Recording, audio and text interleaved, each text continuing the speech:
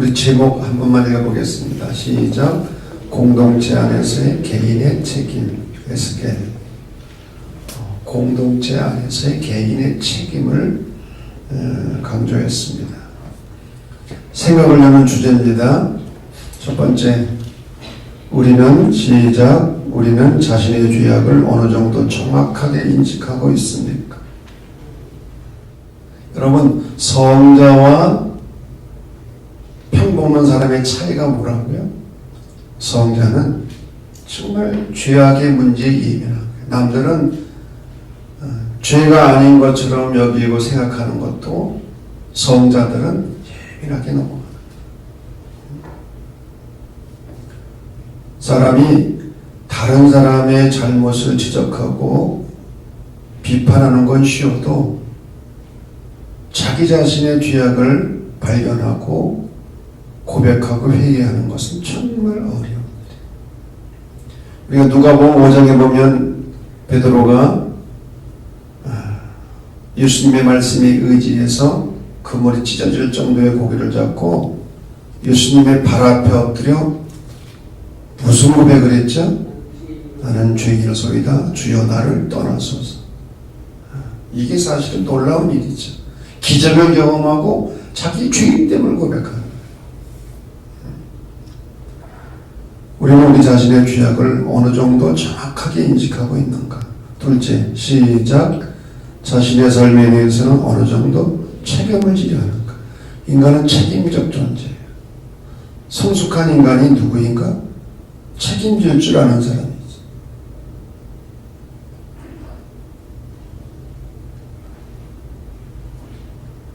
웨슬리에 관한 책 가운데 은총과 책임이라는 제목의 책이 있어요. 하나님의 은혜가 중요하지만 그러나 인간의 책임이 중요하다. 우리가 은혜를 받았으면 책임적 존재가 되어야 된다는 거예요. 세 번째, 시작. 마른 뼈와 같은 우리를 새롭게 변화시키시는 하나님의 은혜를 생각한 적이 있습니까? 마른 뼈의 환상. 에스겔 37장에 나오는 이야기죠. 네 번째, 시작. 이스라엘의 통일에 비추어 민족 통일을 위해 우리가 준비해야 할 일은 무엇인가? 우리 민족의 최대의 과제가 민족 통일 아닙니까? 자, 용어의 정의입니다. 인자, 사람의 아들, 히브리어는 벤 아담. 에스겔서에 전 세어보진 않았지만 92번이나 나온답니다. 인자야. 의미가 뭐냐? 사람의 아들, 전능하시고 거룩하신 하나님 앞에 선 나약한 인간, 나약한 피조물로서의 하나님의 종, 하나님과 대비되는 그러한 인간의 종된 모습을 표현하는 단어입니다. 그래서 하나님께서 에스겔을 부르실 때마다 인자야.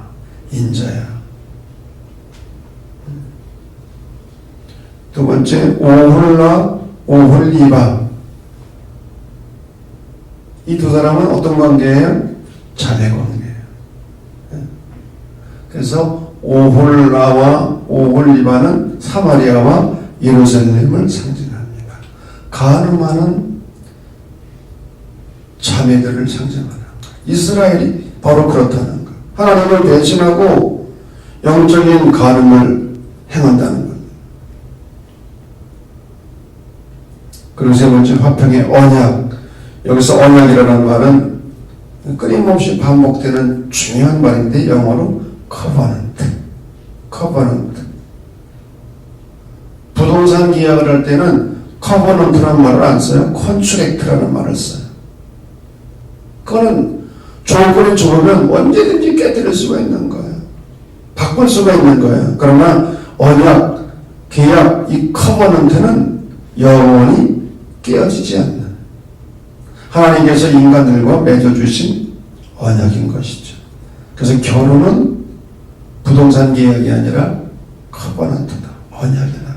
이것은 깨어질 수 없는 그런 약속이다.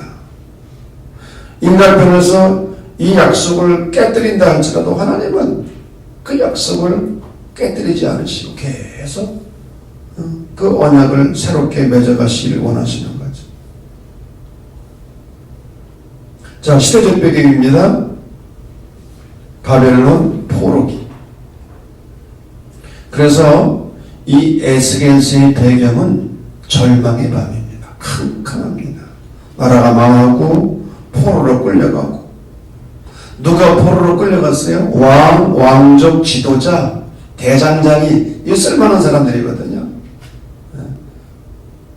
이런 사람들을 만영을 끌고 간 거야. 주전 597년에. 그래서 유다왕 여호야긴이 포로로 끌려갈 때 이 에스겔도 같이 끌려갔어요. 왜? 부시의 아들, 제사장 부시의 아들로서 제사장 계급이었거든요. 그런데 이 에스겔은 사로잡혀 간지 5년째 되던 해에 바벨론에서 그발강가에서 예언자로 부름을 받는 거예요. 그래서 에스겔 1장 1절을 보면 30째 해 넷째 달 초대세에 내가 그발강가 사로잡힌 자 중에 있을 때에 하늘이 열리며 하나님의 모습이 내게 보이니. 여기서 이 에스겔은 환상을 보는 거예요. 비전을 보는 거예요. 앞이 보이지 않는 캄캄한 밤에 하나님의 비전을 보고 말씀을 선포하는 거예요. 여러분, 아무리 어렵고 힘들어도 하나님이 주시는 비전만 있으면 다시 일어설 수 있습니다. 아멘 안 해도 그렇습니다. 아무리 힘들어도 하나님이 주시는 비전만 있으면 다시 회복할 수 있는, 일어날 수가 있는. 예수님께서도 병자들을 고치실 때에 항상 먼저 하신 말씀, 네가 낫고자 하느냐. 낫고자 하는 시간을 먼저 예수님께서는 불러일으켜 주신 거지. 왜? 그래야 병이 낫는 거지. 절망하고 포기하고 있는데 어떻게 병이 고침을 받습니까? 에스겔은 바벨론 포로기라고 하는 이 절망의 밤에 하나님이 주시는 비전을 보고 말씀을 선포한 거예요. 예언으로서의 사명을 감당한 것이죠. 그래서 이 에스겔서는 크게 세 부분으로 나눌 수가 있습니다. 1장에서 24장, 멸망하기 전에 유다와 예루살렘을 향한 하나님의 심판. 25장에서 32장, 이방 민족에 대한 심판. 그리고 33장부터 48장까지는 심판 후에 이스라엘의 회복과 영광. 하나님께서는 심판을 이야기하시면서 항상 회복과 영광을 이야기하셔요. 여러분, 심판만 있으면 이게 얼마나 어렵고 힘들겠어요. 징계만 있으면 얼마나 어렵겠습니까? 근데 하나님께서는 반드시 심판과 함께 회복과 영광을 주신다는 거죠. 심판의 목적은 심판 자체에 있는 것이 아니라 회개하고 돌이켜서 회복하고 영광을 얻도록. 아멘. 아멘 안 해도 그렇다니까요. 때리는 것 자체가 목적이 아니잖아. 매맞고 돌이키고 그리고 회복이 되어져서 영광을 얻으라는 거예요. 영광을. 자, 그 첫 번째는 유다 백성의 죄와 징벌 1장 6장부터 24장까지. 여러분, 항상 유다 백성들이 저지른 많은 죄 가운데 가장 심각한 것이 뭡니까? 우상숭배, 이교숭배. 자신을 애굽에서 구원해 주신 구원의 하나님을 배반하고 다른 신들을 섬기는 거예요. 그래서 우상숭배 첫 번째는 다른 신을 섬기는 거, 다른 우상을 섬기는 거. 그리고 두 번째로 우상숭배의 의미는 하나님의 자리에 그 무엇인가를 올려놓고 섬기는 거. 하나님의 자리에 그것을 올려놨어요. 현대인들의 가장 큰 우상은 뭐니 해도 뭐예요? money죠. 돈. 그래서 만몬이죠. 이 만몬이라는 말은 섬긴다는 그런 뜻이거든요. 돈을 하나님처럼 섬기는 거야, 돈을. 솔직히 우리가 외출할 때에 하나님 잊어버리고는 갈 수 있어도 지갑 없이 갈 수 있습니까? 지갑 없으면 가다가도 돌아와야 돼, 가다가도. 항상 문제가 되는 것이 우상숭배. 이것을 영적인 간음이라고 그러죠. 두 마음을 품는 거예요. 하나님을 안 믿는 건 아니야. 하나님을 의지하지 않는 건 아니에요. 근데 하나님을 믿고 섬긴다고 하면서 동시에 다른 것들을 섬기는 거죠. 또 하나가 윤리적이고 도덕적인 그런 죄. 강포라는 말은 힘을 가진 자들이 권력을 휘두르는 거예요. 힘을 가지고. 불법을 성행하고 부모를 업신여기고 나그네를 학대하고 고아와 과부를 해치고.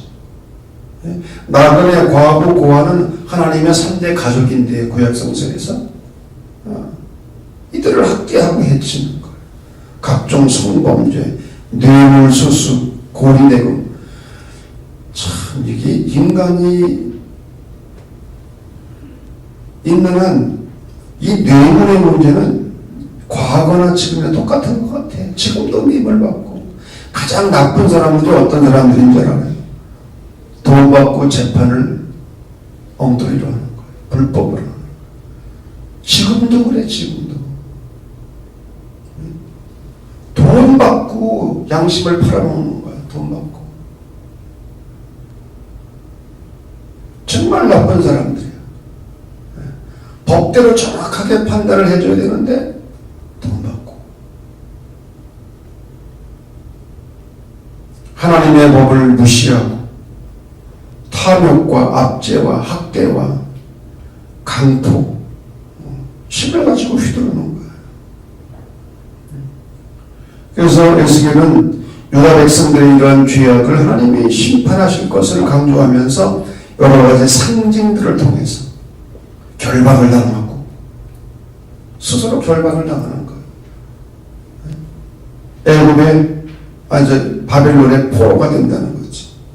박석, 음식, 머리털, 수염, 이사 가는 거, 가마솥. 24장에 보면은 가마솥에 고기를 삶는데 목까지는 가지고 뼈까지는 가지고 삶는 거예요. 바벨론에 의해서 민족적으로 정말 혹독한 고난과 시련을 당하고 가마솥에서 고기가 삶아지고 뼈까지 녹아나듯이 혹독한 시련을 당한다는 거예요.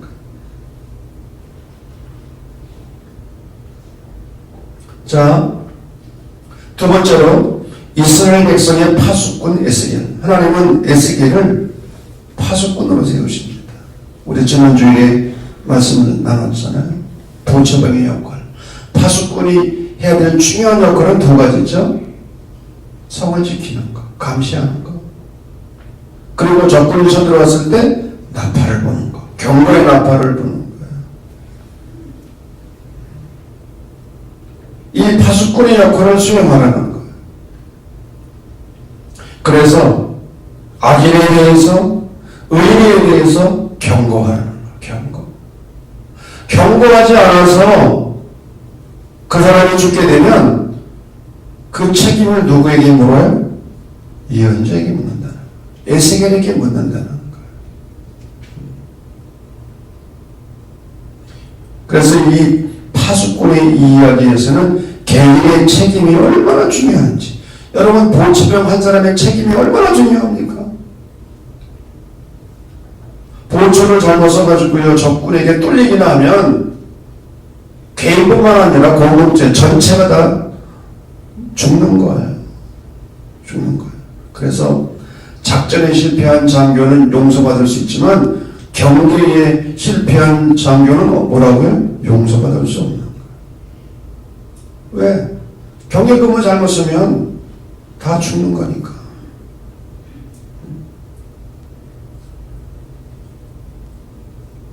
파수꾼으로서 보호처병으로서의 개인이 얼마나 중요한지. 한 사람이 잠을 자면 깨어있지 못하면 가정이 다 어려움을 당할 수 있고 교회가 어려움을 당할 수 있고 공동체가 어려움을 당할 수 있다는 것. 그래서 지난 주일에 파수꾼의 사명을 감당하려면 세 가지가 있어야 된다. 첫째는 뭐라고요? 첫째는 어떻게 하나? 깨어있어요. 잠자면 안 되잖아요. 깨어있는다고 하는 것은 자기가 해야 될 일이 무엇인지 사명이 무엇인지 항상 인식하는 깨어있어야 된다. 지금은 자다가 깰 때가 되었다. 슬기로운 처녀와 미련한 처녀 깨어서 기름을 준비하고 두 번째로는 파수꾼의 사명을 감당하려면 어떻게 해야 된다고요? 잘 보아야 된다. 그래서 예언자를 다른 말로는 선견자, seer, 보는 사람. 하나님의 눈으로 이 역사를 보는 거예요. 다른 사람을 보는 거예요. 보는 거를 잘 볼 수 있어야 돼요. 우리가 본다고 그러지만 잘 못 봐요. 예수님의 관심이 우리의 관심이 되는 것 같아요. 예수님은 항상 가난한 자, 약한 자, 병든 자 그들을 바라보셨어요. 근데 우리는 정반대죠, 사실은. 잘 볼 수 있어야 되고 세 번째로는 잘 들어야 된다. 듣는 것 같지만 못 들어요. 미안하지만 정말 못 들어. 듣고도 딴소리해. 그래서 본에 보는 섬김의 중요성을 말하면서 첫 번째 섬김이 뭐냐? 가장 중요한 첫 번째 섬김이 뭐냐? 경청하는 것, 듣는 것, 다른 사람의 말을 잘 들어주는 것. 이게 첫 번째 섬김이래요. 여러분 가장 피곤한 사람이 누구예요? 자기 말만 해. 잘났어 정말. 아는 것도 많어. 근데 지혜로운 사람은 잘 듣는 사람. 솔로몬이 하나님께 뭘 구했죠? 뭘 원하느냐? 구하라, 내가 줄 것이다. 그랬더니 뭘 구했어요?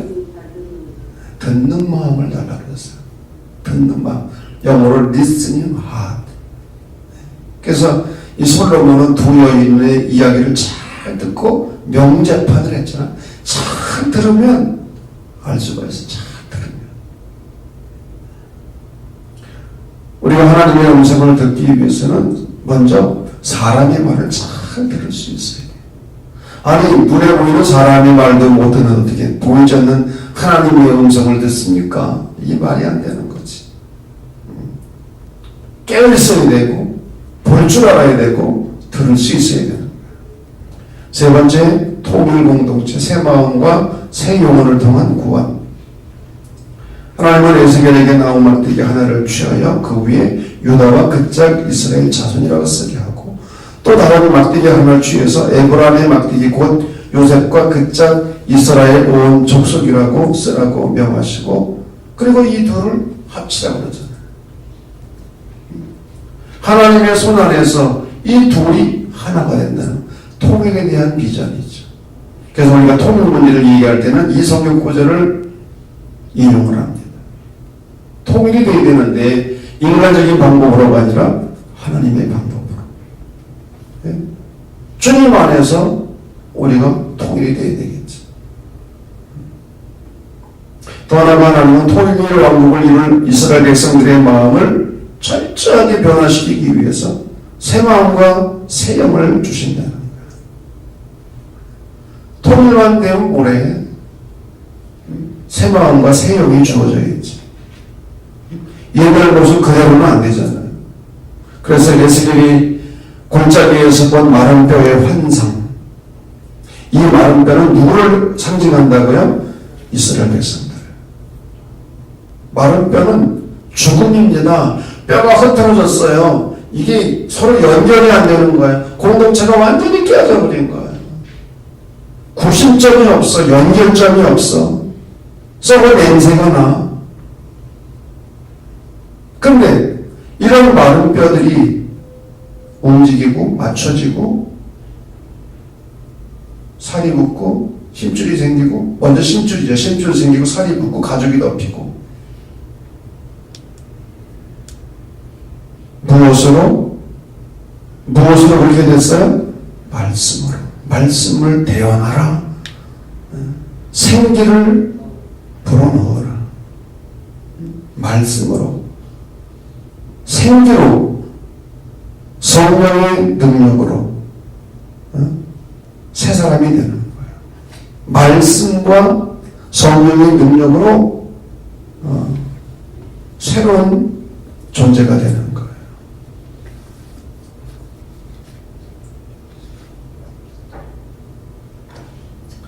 오늘날도 이 마른 뼈와 같은 인간을 변화시키는 것은 말씀과 성령의 능력입니다. 자, 네 번째, 새 성전 공동체. 40장부터 48장까지예요. 성전 회복, 성전을 중심으로 한 새로운 공동체의 탄생. 오늘로 하면 교회를 중심으로 한 새로운 공동체. 새 교회 공동체. 그런데 이것이 어떻게 가능합니까? 성전 문지방에서 뭐가 나와요? 생수가 넘친다는 거예요. 생수. 샘이 솟아올라서 동쪽으로 흘러 어디까지 내려가느냐? 사해까지. 죽음의 바다. 그래서 이 샘물이 닿는 곳마다 물이 살아나고, 쓴 물이 단물로 변하고, 나무가 열매를 맺고, 생물이 번창하고, 고기들이 살고, 죽은 것들이 살아나는 그런 새 창조의 역사가 일어난다. 그래서 이 샘물이 닿는 곳마다 풍요와 번영을 누리게 된다는 거예요. 기적이 일어난다는 거예요.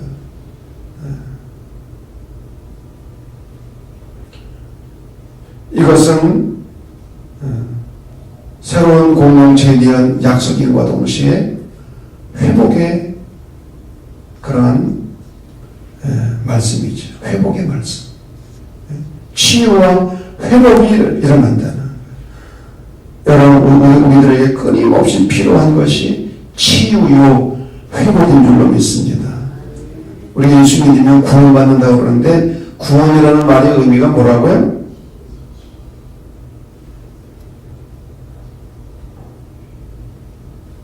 영어로 salvation입니다. 구원을. 이 말은 salvus라고 하는 라틴 말에서 왔는데, salvus라는 라틴 말의 의미가 뭐냐? 치유받음이에요. 치유받음. 구원이 뭐냐? 치유받음이에요. 어떤 치유입니까? 우리의 육신과 정신과 영혼이 치유받는 거예요. 이게 온전한 구원인 거예요. 아멘.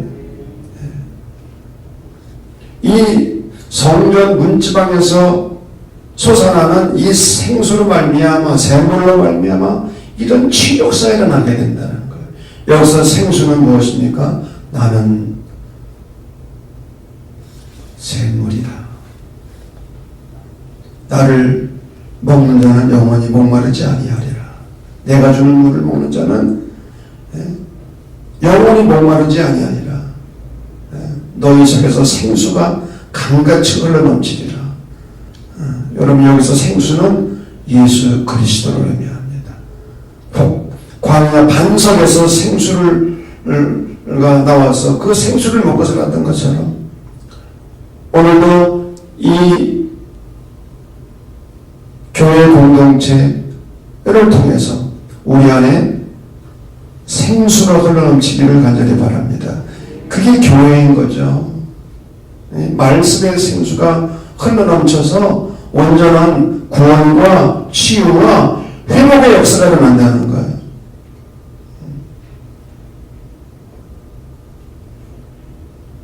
마지막으로 신학적 의미입니다.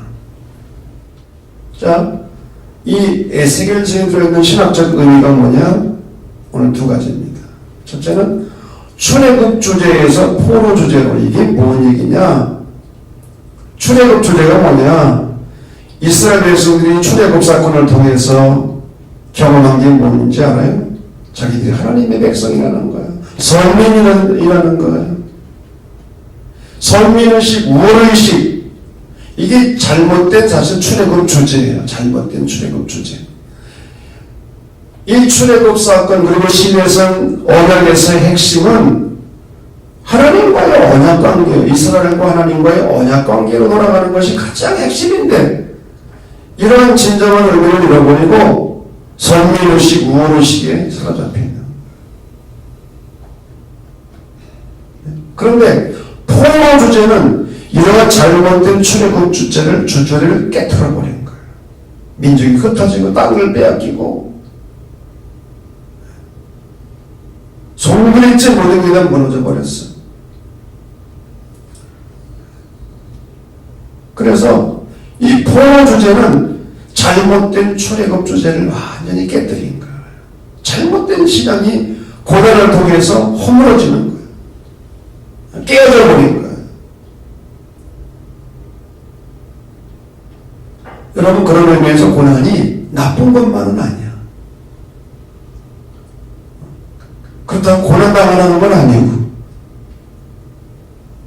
우리가 어쩔 수 없이 당하는 고난들이 많지만 그 고난을 통해서 잘못된 생각이나 잘못된 신앙, 잘못된 사상들이 깨어지는.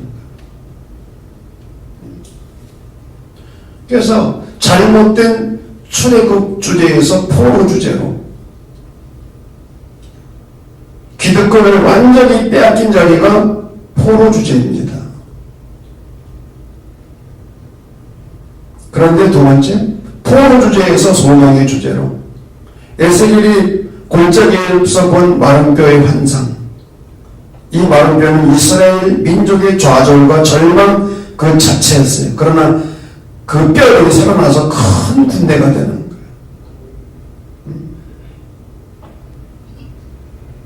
거기 보면은 에스겔은 새로운 하나님의 구원의 리듬을 포착했다. 아주 시적인 그러한 표현이죠. 구원의 리듬을 포착했다. 그것은 포로의 주제를 넘어서서 하나님은 이스라엘을 다시 큰 민족으로 회복하신다는 소망의 주제였다. 누구를 통해서? 남은 자들을 통해서, 그루터기를 통해서. 포로 생활을 통해서 절망하고 끝이 아니라 하나님은 새로운 소망을 주신다는 거예요. 그 용광로와 같은 그 포로 생활을 통해서 하나님은 이스라엘 민족을 다시 새롭게 갱신시키시고, 그리고 새로운 공동체를 허락하신다는 거예요.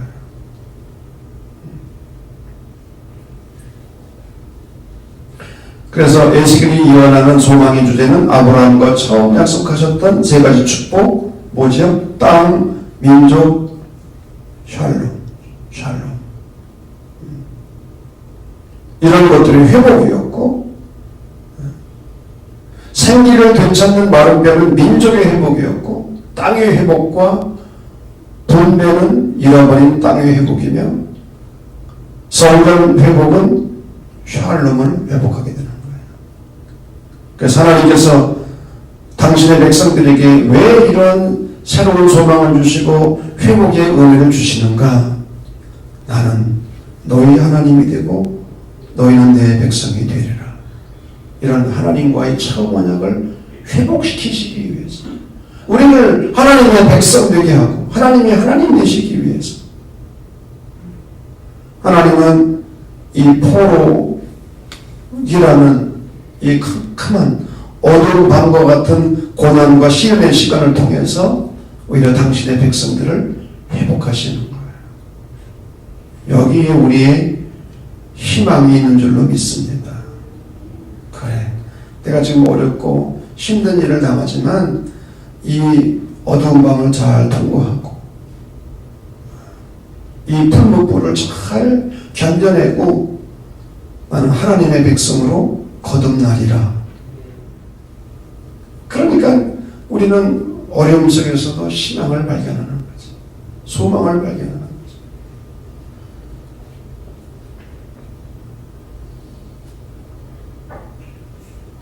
아까도 말씀드렸지만 죄에 대한 심판 자체가 하나님의 목적은 아니라고 그랬어요. 심판을 통한 회복. 심판을 통해서 다시 하나님의 영광을 볼 수 있도록 하는 것.